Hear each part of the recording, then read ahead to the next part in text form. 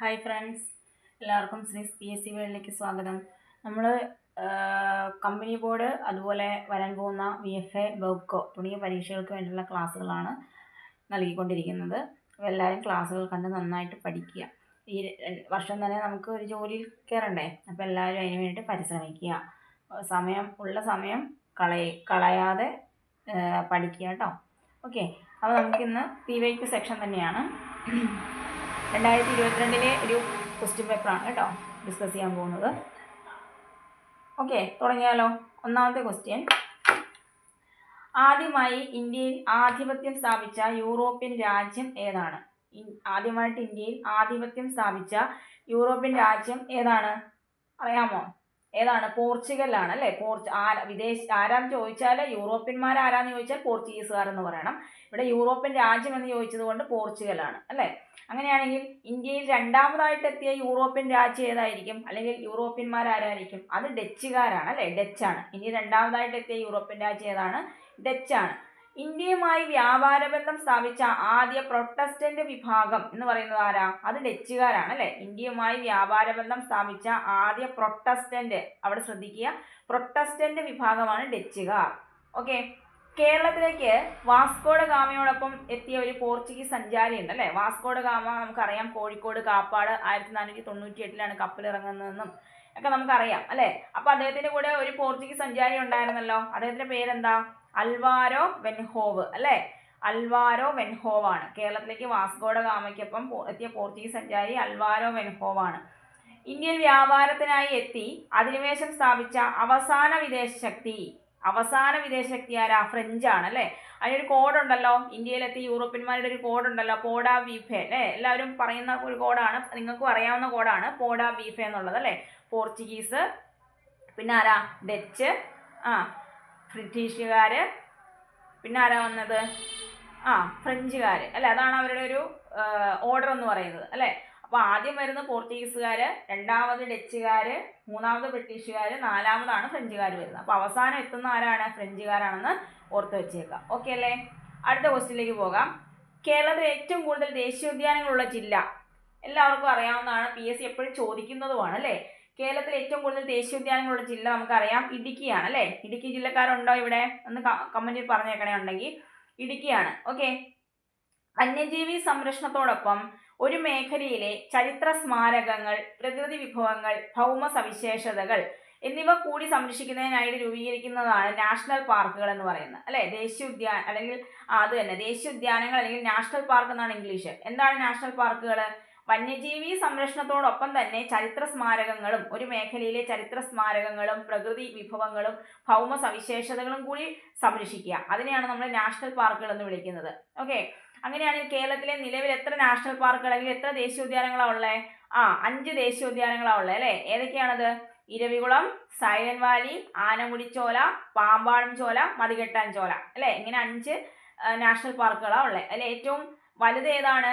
ഏറ്റവും വലുത് ഇരവികുളം. ആദ്യം വന്നതും ഇരവികുളം തന്നെയാണ്. ഓക്കെ അല്ലേ. ഏറ്റവും ചെറിയ ദേശീയോദ്യാനം എന്ന് പറയുന്നത് അറിയപ്പെടുന്നത് പാമ്പാടും ചോലയാണ്. അപ്പോൾ നിങ്ങൾക്ക് അറിയാമല്ലോ. ആവാസ വ്യവസ്ഥകളെ പരിരക്ഷിച്ചുകൊണ്ട് വന്യജീവികളുടെ വംശനാശം തടയുന്നതിനായി പ്രഖ്യാപിച്ചിട്ടുള്ള വനമേഖല എന്താ വിളിക്കുന്നത്? ആവാസ വ്യവസ്ഥകളെ പരിരക്ഷിച്ചുകൊണ്ട് വന്യജീവികളുടെ വംശനാശം തടയുന്നതിനായി പ്രഖ്യാപിച്ചിട്ടുള്ള വനമേഖലയാണ് വന്യജീവി സങ്കേതങ്ങൾ. അതാണ് വന്യജീവി സങ്കേതങ്ങൾ. കിട്ടിയോ? അപ്പോൾ എന്താണ് നാഷണൽ പാർക്ക് അല്ലെങ്കിൽ ദേശീയോദ്യാനങ്ങൾ? ഏറ്റവും കൂടുതൽ ഇടുക്കിയാണെന്ന് പറഞ്ഞു. ഏതൊക്കെയാണ് ആ നാഷണൽ പാർക്കുകൾ കേരളത്തിലെന്ന് മനസ്സിലായി. വലുത് ഏതാണ്? ആദ്യം വന്നത് ഏതാണ് അല്ലേ? അതൊക്കെ നമ്മൾ പറഞ്ഞു. ഓക്കെ അല്ലേടാ. അടുത്ത ക്വസ്റ്റ്യനിലേക്ക് പോവാണേ. ഓക്കെ, ആദ്യമായി മലയാളം നിഘണ്ടു സമാഹരിച്ച് തയ്യാറാക്കിയത് ആരാണ്? ആദ്യമായി മലയാളം നിഘണ്ടു സമാഹരിച്ച് തയ്യാറാക്കിയത്, തെറ്റിപ്പോകാൻ ചാൻസ് ഉള്ളതാണ്. ഓപ്ഷനിലേക്ക് നോക്കിക്കേ. ഡോക്ടർ ആഞ്ചലോസ് ഫ്രാൻസിസ്, ശ്രീകണ്ഠേശ്വരം പത്മനാഭപിള്ള. ഇത് ഓപ്ഷൻ വലിയ പ്രശ്നമില്ല. Vallathol Narayana Menon, Hermann Gundert. ഇതിൽ മലയാളം നിഘണ്ടു ആരാണ് എഴുതിയതെന്നാണ്. ആരാണ് അത്? ഹെർമൻ ഗുണ്ടർട്ടാണ് അല്ലേ. മലയാളം നിഘണ്ടു കൊണ്ടുവന്നത് ആരാണ്? Hermann Gundert. തിരിഞ്ഞു പോകാതിരിക്കാൻ ഞാൻ അത് എല്ലാ ഫാക്ട്സും പറയുന്നുണ്ട്, ശ്രദ്ധിക്കുക. ഇംഗ്ലീഷ് മലയാളം നിഘണ്ടു എന്താടാ? ഇംഗ്ലീഷ് മലയാളം നിഘണ്ടു ആണ് ചോദിക്കുന്നതെങ്കിൽ ആദ്യമായി തയ്യാറാക്കിയ വ്യക്തിയാണ് ബെഞ്ചമിൻ ബെയ്ലി. തെറ്റിക്കല്ലേ. ഇംഗ്ലീഷ് മലയാളം നിഘണ്ടു ആരാണ്? ബെഞ്ചമിൻ ബെയ്ലിയാണ്. മലയാളം ഇംഗ്ലീഷ് നിഘണ്ടുവോ? തെറ്റരുത്, ഹെർമൻ ഗുണ്ടർട്ടാണ് കേട്ടോ. ഇംഗ്ലീഷ് മലയാളം നിഘണ്ടുവാണെങ്കിൽ ബെഞ്ചമിൻ ബെയ്ലിയും, മലയാളം ഇംഗ്ലീഷ് നിഘണ്ടുവാണെങ്കിൽ ഹെർമൻ ഗുണ്ടർട്ടുമാണ്. ഇനി മലയാളം നിഘണ്ടുവായിട്ടുള്ള ശബ്ദധാരാവലി തയ്യാറാക്കിയ ആളാണ് ശ്രീകണ്ഠേശ്വരം പത്മനാഭപിള്ള. അതാണ് ഓപ്ഷനിൽ അദ്ദേഹത്തെ പറഞ്ഞിരിക്കുന്നത് കേട്ടോ. മലയാളം നിഘണ്ടുവായ ഏതാണ് ശബ്ദധാരാവലി ഉണ്ടല്ലോ, അത് തയ്യാറാക്കിയ വ്യക്തിയാണ് ശ്രീകണ്ഠേശ്വരം പത്മനാഭപിള്ള എന്ന് പറയുന്നത്. ഇനി മലയാളത്തിലെ ആദ്യത്തെ വ്യാകരണ ഗ്രന്ഥം ചോദിക്കാറുണ്ട്. മലയാളത്തിലെ ആദ്യത്തെ വ്യാകരണ ഗ്രന്ഥം രചിച്ചത് ആരാണ്? അത് ഡോക്ടർ ആഞ്ചലോസ് ഫ്രാൻസിസ് ആണ്. ഓക്കെ, ഡോക്ടർ ആഞ്ചലോസ് ഫ്രാൻസിസ് ആണ് മലയാളത്തിലെ ആദ്യത്തെ വ്യാകരണ ഗ്രന്ഥം രചിച്ചത്. അപ്പോൾ ഇംഗ്ലീഷ് മലയാളം നിഘണ്ടു ബെഞ്ചമിൻ ബെയ്ലി, മലയാളം ഇംഗ്ലീഷ് നിഘണ്ടു ഹെർമൻ ഗുണ്ടർട്ട്, മലയാളം നിഘണ്ടുവായ ശബ്ദധാരാവലി തയ്യാറാക്കുന്നത് ശ്രീകണ്ഠേശ്വരം പത്മനാഭപിള്ളയാണ്. മലയാളത്തിലെ ആദ്യത്തെ വ്യാകരണ ഗ്രന്ഥം രചിച്ചത് ഡോക്ടർ ആഞ്ചലോസ് ഫ്രാൻസിസ്. എല്ലാം വ്യക്തമായി എന്ന് വിശ്വസിക്കുന്നു. മാറിപ്പോകരുത്, ഇമ്പോർട്ടൻ്റ് ആണ് കേട്ടോ. ഓക്കെ, അങ്ങനെയാണെങ്കിൽ അടുത്ത ക്വസ്റ്റ്യൻ. ഒന്നാം സ്വാതന്ത്ര്യ സമര കാലത്ത് ബ്രിട്ടീഷ് ഈസ്റ്റ് ഇന്ത്യ കമ്പനിയുടെ ഗവർണർ ജനറൽ ആരായിരുന്നു? അല്ലെങ്കിൽ ഇങ്ങനെ ചോദ്യം വരും, ഒന്നാം സ്വാതന്ത്ര്യ സമര കാലത്ത് നമ്മുടെ ഗവർണർ ജനറൽ ആരായിരുന്നു എന്ന് ചോദിച്ചാലും ആരാണ്? അത് ക്യാനിങ് ആണ് അല്ലെ, ക്യാനിങ് പ്രഭുവാണ്. ഒന്നാം സ്വാതന്ത്ര്യ സമര കാലത്ത് ബ്രിട്ടീഷ് ഈസ്റ്റ് ഇന്ത്യ കമ്പനിയുടെ ഗവർണർ ജനറൽ ആരാണ്? അത് ക്യാനിങ് ആണ് അല്ലെ, ക്യാനിങ് ആണ്. നമുക്കറിയാം 1857 മെയ് 10 മീററ്റിലാണ് ഒന്നാം സ്വാതന്ത്ര്യ സമരം പൊട്ടിപ്പുറപ്പെടുന്നത് അല്ലെ. ഏറ്റവും കൂടുതൽ കലാപ പ്രദേശങ്ങൾ ഉണ്ടായിരുന്നത് ഉത്തർപ്രദേശിലാണ്. മീററ്റിലാണ് ഇത് ആരംഭിക്കുന്നതെന്ന് നമുക്കറിയാം. അല്ലെ, ആദ്യത്തെ രക്തസാക്ഷി എന്നറിയപ്പെടുന്ന മംഗൾ പാണ്ഡെയാണ്. മംഗൾ പാണ്ഡെയെ തൂക്കിലേറ്റുന്നത് എന്നാണ്? 1857 ഏപ്രിൽ 8-നാണെന്നറിയാം. ഓക്കെ അല്ലേ? അങ്ങനെയാണെങ്കിൽ മംഗൾ പാണ്ഡെയെ അറസ്റ്റ് ചെയ്യാൻ ഉത്തരവ് നൽകിയിട്ടുള്ള ബ്രിട്ടീഷ് ഉദ്യോഗസ്ഥന്റെ പേരെന്താന്ന് പറയാമോ? ഈ മംഗൾ പാണ്ഡെയെ അറസ്റ്റ് ചെയ്യാൻ ഉത്തരവ് നൽകിയ ബ്രിട്ടീഷ് ഉദ്യോഗസ്ഥനാണ് ജോൺ ഹെർസി. ആരാണ്? തെറ്റിക്കരുത്, ജോൺ ഹെർസി. മംഗൾ പാണ്ഡെയെ അറസ്റ്റ് ചെയ്യാൻ ഉത്തരവ് നൽകിയ ബ്രിട്ടീഷ് ഉദ്യോഗസ്ഥൻ ആരാണ്? ജോൺ ഹെർസി ആണ്. ഓക്കെ, ഇനി മംഗൾ പാണ്ഡെയെ അറസ്റ്റ് ചെയ്യുന്നതിന് നടപടി സ്വീകരിച്ചില്ല എന്ന കുറ്റത്തിന് തൂക്കിലേറ്റപ്പെട്ട ഒരു ഇന്ത്യക്കാരനായ ഓഫീസർ ഉണ്ടല്ലോ, അതാരാ? മംഗൾ പാണ്ഡെയെ അറസ്റ്റ് ചെയ്യുന്നതിന് നടപടി സ്വീകരിച്ചില്ല എന്ന കുറ്റത്തിന് തൂക്കിലേറ്റപ്പെട്ട ഒരു ഇന്ത്യൻ ഓഫീസർ ഉണ്ട്. അദ്ദേഹമാണ് ജാമേദാർ ഈശ്വരി പ്രസാദ്. ജമേദാർ ഈശ്വരി പ്രസാദ് എന്ന് പറയുന്നത്. ഓക്കെ അല്ലേടാ? കിട്ടുമല്ലോ. അടുത്ത ക്വസ്റ്റ്യൻ. ഏറ്റവും കൂടുതൽ സജീവ അഗ്നിപർവ്വതങ്ങൾ ഉള്ളത് ഏത് സമുദ്രത്തിലാണ്? പറയാമോ? ഏറ്റവും കൂടുതൽ സജീവ അഗ്നിപർവ്വതങ്ങളുള്ളത് ഏത് സമുദ്രത്തിലാണ്? പറയാമോടാ? അത് പസഫിക് സമുദ്രത്തിലാണ്. പസഫിക് സമുദ്രത്തിലാണ്, തെറ്റിക്കല്ലേ. അങ്ങനെയാണെങ്കിൽ സമാധാനം എന്നൊരു വാക്കിൽ നിന്നാണ് ഏതിന് പേര് ലഭിക്കുന്നത്? ഈ പസഫിക്കിന് ആ പേര് ലഭിക്കുന്നത് കേട്ടോ. സമാധാനം എന്ന വാക്കിൽ നിന്നാണ് പസഫിക്കിന് പേര് ലഭിക്കുന്നത്. ഓക്കെ, വാണിജ്യപരമായും ഗതാഗത സൗകര്യപരമായും ലോകത്തിലെ തിരക്കേറിയ സമുദ്രം ഏതാണ്? വാണിജ്യപരമായും ഗതാഗത സൗകര്യപരമായിട്ട് നോക്കുകയാണെങ്കിൽ ലോകത്തിലെ ഏറ്റവും തിരക്കേറിയ സമുദ്രം അത് പസഫിക് അല്ല, പിന്നെ ഏതാണ്? അറ്റ്ലാന്റിക് ആണ് കേട്ടോ, അറ്റ്ലാന്റിക് ആണ്. ഓക്കെ, അതുപോലെ നമ്മുടെ അഗുൽഹാസ് പ്രവാഹം കേട്ടിട്ടുണ്ടാവുമല്ലോ. അഗുൽഹാസ് പ്രവാഹം കാണപ്പെടുന്നത് ഏത് സമുദ്രത്തിലാണെന്ന് ചോദിച്ചാൽ നമ്മുടെ ഇന്ത്യൻ മഹാസമുദ്രത്തിലാണ്. തെറ്റിക്കല്ലേ, ചോദിക്കാറുണ്ട്. അഗുൽഹാസ് പ്രവാഹം കാണപ്പെടുന്ന സമുദ്രം ഏതാണ്? ഇന്ത്യൻ മഹാസമുദ്രമാണ്. അതുപോലെ ഭൂഖണ്ഡങ്ങളാൽ ചുറ്റപ്പെടാത്ത ഒരു സമുദ്രമുണ്ട് നമുക്ക്. അത് ഏത് സമുദ്രമാണ്? ഭൂഖണ്ഡങ്ങളാൽ ചുറ്റപ്പെടാത്തത് ആർട്ടിക് ആണ്, ഏറ്റവും ചെറിയ സമുദ്രം അല്ലേ. ഭൂഖണ്ഡങ്ങളാൽ ചുറ്റപ്പെട്ടിട്ടില്ല, അത് മനസ്സിലായോ? അപ്പൊ ഓർത്തിരിക്കുക, ഭൂഖണ്ഡങ്ങളാൽ ചുറ്റപ്പെടാത്ത സമുദ്രമാണ് ആർട്ടിക്. ഓക്കെ അല്ലേ? കിട്ടുമോ? കിട്ടിയെന്ന് വിശ്വസിക്കുന്നു. അടുത്തയിലേക്ക് പോവാണ്. അടുത്ത ക്വസ്റ്റ്യൻ. പെട്രോഗ്രാഡിലെ തൊഴിലാളികൾ വിന്റർ പാലസിലേക്ക് നടത്തിയ മാർച്ചിന് നേരെ പട്ടാളക്കാർ വെടിയുതിർക്കുകയും 100-ലധികം കർഷകരും തൊഴിലാളികളും കൊല്ലപ്പെടുകയും ചെയ്ത സംഭവം ഏതാ? ഇപ്പൊ തന്നെ നിങ്ങളുടെ മനസ്സിലേക്ക് വന്നു കാണും. ബ്ലഡി സൺഡേ എന്ന് പറയും അല്ലെ, രക്തരൂഷിത ഞായറാഴ്ച, അതാണ് ബ്ലഡി സൺഡേ അല്ലെ. അങ്ങനെയാണെങ്കിൽ നമുക്കറിയാം ഇത് എന്തുമായിട്ട് ബന്ധപ്പെട്ട? റഷ്യൻ വിപ്ലവവുമായിട്ട് ബന്ധപ്പെട്ട ചോദിക്കാറുണ്ട്. ബ്ലഡി സൺഡേ ഏത് വിപ്ലവവുമായിട്ട് ബന്ധപ്പെട്ടിരിക്കുന്നു? റഷ്യൻ വിപ്ലവവുമായിട്ട് അല്ലെ. റഷ്യയില് ഫെബ്രുവരി വിപ്ലവത്തിന്റെ ഫലമായിട്ട് ഒരു താൽക്കാലിക ഗവൺമെന്റിന് നേതൃത്വം നൽകിയ മെൻഷെവിക്കിന്റെ നേതാവാണ് ആര്? Alexander Kerensky. അപ്പൊ മെൻഷെവിക്കിന്റെ നേതാവാണ് അലക്സാണ്ടർ കെരൻസ്കി. റഷ്യയിൽ ഫെബ്രുവരി വിപ്ലവത്തിന്റെ ഫലമായിട്ടാണ് ഒരു താൽക്കാലിക ഗവൺമെന്റ് നിലവിൽ വരുന്നത്. അതിന് നേതൃത്വം കൊടുത്ത വ്യക്തിയാണ് മെൻഷെവിക്ക് നേതാവാണ് അലക്സാണ്ടർ കെരൻസ്കി. ഈ അലക്സാണ്ടർ കെരൻസ്കിയിൽ നിന്ന് അപ്പോൾ മെൻഷെവിക്കും ഉണ്ട് ബോൾഷെവിക്കും ഉണ്ട് അല്ലേ. മെൻഷെവിക്കിന്റെ ആളാണ് അലക്സാണ്ടർ കെരൻസ്കി. ഇനി ഈ അലക്സാണ്ടർ കെരൻസ്കിയിൽ നിന്ന് ബോൾഷെവിക്കുകൾക്ക് അധികാരം ലഭിച്ച ഒരു സംഭവമുണ്ട്, അതാണ് ഒക്ടോബർ വിപ്ലവം എന്ന് പറയുന്നത്. മനസ്സിലായോ? അലക്സാണ്ടർ കെരൻസ്കി എന്താണ് താൽക്കാലിക ഗവൺമെന്റിന് നേതൃത്വം നൽകുന്നതാണ് ഫെബ്രുവരി വിപ്ലവം. വീണ്ടും അലക്സാണ്ടർ കെരൻസ്കിയിൽ നിന്ന് ബോൾഷെവിക്കുകൾ അധികാരം ലഭിക്കുന്നത് അത് ഒക്ടോബർ വിപ്ലവമാണ്. ഓക്കെ അല്ലേ? റഷ്യയിൽ ഒരു തൊഴിലാളി വർഗ ഭരണം സ്ഥാപിക്കുന്നതിൽ പങ്കുവച്ച വിപ്ലവം ഏതാണെന്ന് ചോദിച്ചാൽ നിങ്ങൾ ഏത് പറയും? റഷ്യയിൽ ഒരു തൊഴിലാളി വർഗ ഭരണം സ്ഥാപിക്കുന്നതിൽ പങ്കുവച്ച വിപ്ലവം ഏതാണ്? അത് ഒക്ടോബർ വിപ്ലവമാണ്. നമുക്കറിയാം ഒക്ടോബർ വിപ്ലവം നടന്ന തീയതി എന്ന് പറഞ്ഞാൽ എല്ലാവരും 1917 നവംബർ 7-നാണ് കേട്ടോ. 1917 നവംബർ 7-നാണ് ഒക്ടോബർ വിപ്ലവം നടക്കുന്നത് കേട്ടോ. ഒക്ടോബർ വിപ്ലവം നടക്കുന്നത് 1917 നവംബർ 7-നാണ്. ഓക്കെ അല്ലേ? കിട്ടുമല്ലോ. അടുത്ത ക്വസ്റ്റ്യൻ, ട്രോപ്പോസ്ഫിയറിനെയും സ്ട്രാറ്റോസ്ഫിയറിനെയും വേർതിരിക്കുന്ന അന്തരീക്ഷ പാളികളിൽ നിന്നുള്ളൊരു ക്വസ്റ്റ്യൻ ആണ്. ട്രോപ്പോസ്ഫിയറിനെയും സ്ട്രാറ്റോസ്ഫിയറിനെയും വേർതിരിക്കുന്ന അന്തരീക്ഷ പാളി ഏതാണ്? നിങ്ങൾക്ക് അറിയാതെ ട്രോപ്പോപാസ് ആണ് അല്ലേ. അപ്പൊ അന്തരീക്ഷ പാളികൾ ഏതൊക്കെയാ ഉള്ളത്? Troposphere, stratosphere, mesosphere, thermosphere. ഇത്രയും അന്തരീക്ഷ പാളികളാണ് നമുക്കുള്ളത് മെയിൻ ആയിട്ട് അല്ലേ. അതില് ട്രോപ്പോസ്ഫിയറിനെയും സ്ട്രാറ്റോസ്ഫിയറിനെയും വേർതിരിക്കുന്നത് ട്രോപ്പോപാസ് ആണ്. ഓക്കെ, അപ്പോ അടുത്തത് സ്ട്രാറ്റോസ്ഫിയർ അല്ലെ, പിന്നെ മിസോസ്ഫിയർ. അപ്പൊ സ്ട്രാറ്റോസ്ഫിയറിനെയും മിസോസ്ഫിയറിനെയും വേർതിരിക്കുന്നത് ഏതായിരിക്കും? സ്ട്രാറ്റോപാസ് ആയിരിക്കും.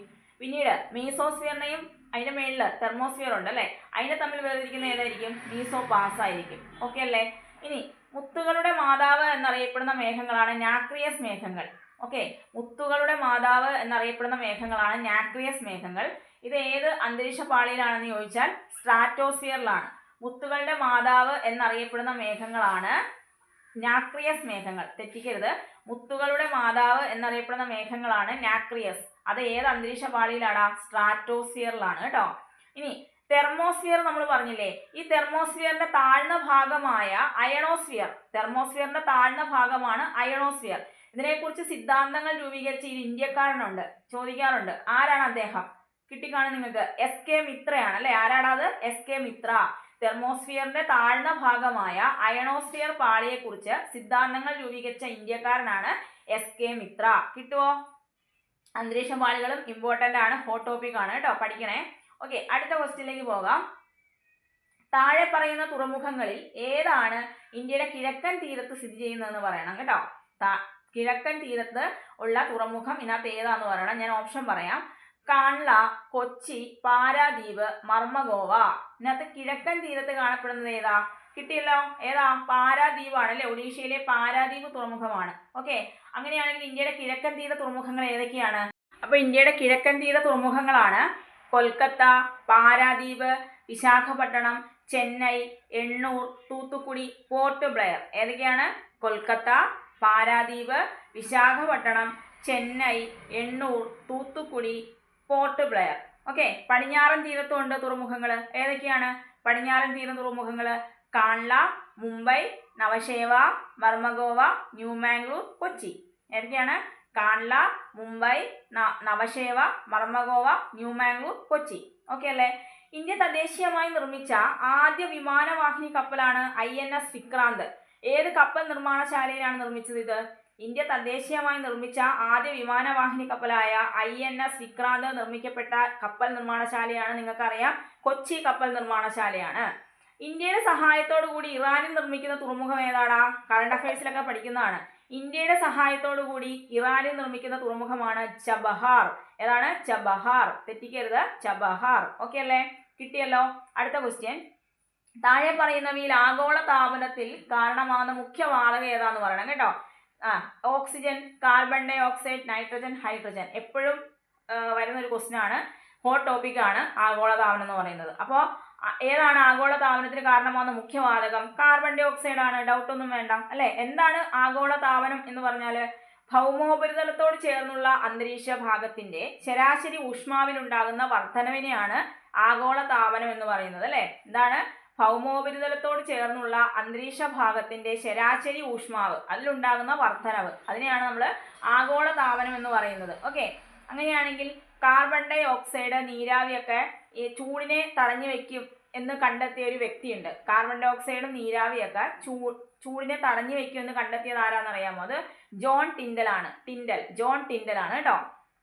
ഇനി അന്തരീക്ഷത്തിൽ കാർബൺ ഡൈ ഓക്സൈഡിന്റെ മാറ്റങ്ങൾ രൂപപ്പെടുത്തുന്ന ഗ്രാഫ് ഉണ്ടല്ലോ, ഏതാണ് ആ ഗ്രാഫ്? അതാണ് കീലിംഗ് കർവ് അല്ലെ. അന്തരീക്ഷത്തിലെ കാർബൺ ഡൈ ഓക്സൈഡിന്റെ മാറ്റങ്ങൾ രൂപപ്പെടുത്തുന്ന ഗ്രാഫാണ് കീലിംഗ് കർവ്. ഇനി എന്താണ് ഹരിതഗ്രഹ വാതകങ്ങൾ? ഭൗമ വികിരണത്തെ ആഗിരണം ചെയ്യുന്ന വാതകങ്ങളാണ് അല്ലെ ഹരിതഗ്രഹ വാതകങ്ങൾ. ഹരിതഗ്രഹ പ്രഭാവത്തിന് കാരണമാകുന്ന വാതകങ്ങളാണ്. അപ്പോൾ എന്താണ് ഈ ഹരിതഗ്രഹ വാതകങ്ങൾ, അല്ലെങ്കിൽ ഏതൊക്കെയാണ് ഹരിതഗ്രഹ വാതകങ്ങൾ എന്ന് ചോദിച്ചാൽ ഏതൊക്കെയാ? കാർബൺ ഡൈ ഓക്സൈഡ്, പിന്നെ nitrogen, nitrous oxide, sulphur dioxide, നീരാവി, അല്ലെ, ജലബാഷ്പം, ഇതൊക്കെ എന്താണ്? ഹരിതഗ്രഹ വാതകങ്ങളാണ്, അല്ലെങ്കിൽ ആഗോള താപനത്തിന് കാരണമാകുന്ന വാതകങ്ങളാണ്. ഓക്കെ അല്ലേ? സെറ്റ് അല്ലേ? അടുത്ത ക്വസ്റ്റ്യൻ, മഹാത്മാഗാന്ധിയുടെ രാഷ്ട്രീയ ആചാര്യൻ ആരായിരുന്നു? മഹാത്മാഗാന്ധിയുടെ രാഷ്ട്രീയ ആചാര്യൻ ആരായിരുന്നു പറയാമോ? ഗോപാലകൃഷ്ണ ഗോഖലെയായിരുന്നു അല്ലെ മഹാത്മാഗാന്ധിയുടെ രാഷ്ട്രീയ ഗുരു എന്നറിയപ്പെടുന്നത്. അങ്ങനെയാണെങ്കിൽ സുധാരക് എന്നൊരു പത്രമുണ്ട്. സുധാരക് എന്ന പത്രത്തിന്റെ സ്ഥാപകനാണ് ഗോഖലെ കേട്ടോ. സുധാരക് എന്ന പത്രം സ്ഥാപിച്ചത് ഗോഖലെയാണ്. ഇന്ത്യയിലെ ശരിക്കും സത്യസന്ധനായ ഒരു നായകൻ എന്ന് ഗാന്ധിജിയെ വിശേഷിപ്പിച്ചതും ആരാണ്? ഗോഖലെയായിരുന്നു. ഗാന്ധിജി വിശേഷിപ്പിച്ചത് ആരെയായിരുന്നു? ഗോഖലെയാണ്. എന്താണ്? ഇന്ത്യയിലെ ശരിക്കും സത്യസന്ധനായ ഒരു നായകൻ എന്ന് ഗാന്ധിജി ആരെ വിശേഷിപ്പിച്ചു? ഗോഖലെയെ വിശേഷിപ്പിച്ചു. ഓക്കെ അല്ലേ? നിസ്സഹകരണ പ്രസ്ഥാനത്തോട് അനുബന്ധിച്ച് രാജ്യദ്രോഹ കുറ്റം ചുമത്തി ഗാന്ധിജി അറസ്റ്റ് ചെയ്ത സമയത്ത് അദ്ദേഹത്തിന്റെ വിചാരണ നടപടികൾക്ക് നേതൃത്വം നൽകിയ ജഡ്ജിയാണ് ആര്? നിസ്സഹകരണ പ്രസ്ഥാനത്തിനോട് അനുബന്ധിച്ച് രാജ്യദ്രോഹ കുറ്റം ചുമത്തി ഗാന്ധിജിയെ അറസ്റ്റ് ചെയ്ത സമയത്ത് അദ്ദേഹത്തിന്റെ വിചാരണ നടപടികൾക്ക് നേതൃത്വം നൽകിയ ജഡ്ജിയായിരുന്നു ജസ്റ്റിസ് CN ബ്രൂംഫീൽഡ് കേട്ടോ. Justice CN ബ്രൂംഫീൽഡ്. ഓക്കെ അല്ലേടാ? അപ്പോൾ സുധാരക് എന്ന പത്രം സ്ഥാപിച്ചത് ഗോഖലെയാണ്. മഹാത്മാഗാന്ധിയുടെ രാഷ്ട്രീയ ഗുരുവാണ് അദ്ദേഹം. ഗാന്ധിജി ഗോഖലെയെ കുറിച്ച് അഭിപ്രായപ്പെട്ടത് ഇന്ത്യയിലെ ശരിക്കും സത്യസന്ധനായ ഒരു നായകൻ എന്നാണ്. ഓക്കെ അല്ലേ? അപ്പോൾ നമ്മൾ തൽക്കാലം ഇന്നത്തെ ക്ലാസ് വൈൻഡപ്പ് ചെയ്യുവാണ്. അപ്പോൾ എല്ലാവരും ക്ലാസ് കണ്ട് അതിനെ കുറിച്ചുള്ള അഭിപ്രായങ്ങൾ ഒന്ന് രേഖപ്പെടുത്തണേ. ഓക്കെ, സബ്സ്ക്രൈബ് ചെയ്യാതെ കാണുന്നവരുണ്ടെങ്കിൽ ഒന്ന് സബ്സ്ക്രൈബ് ചെയ്തേക്കുക, ഷെയർ ചെയ്യുക, നിങ്ങളുടെ കൂട്ടുകാരിലേക്കൊക്കെ ഒന്ന് എത്തിക്കുക. ഓക്കെ, അപ്പോൾ എല്ലാവർക്കും ബൈ.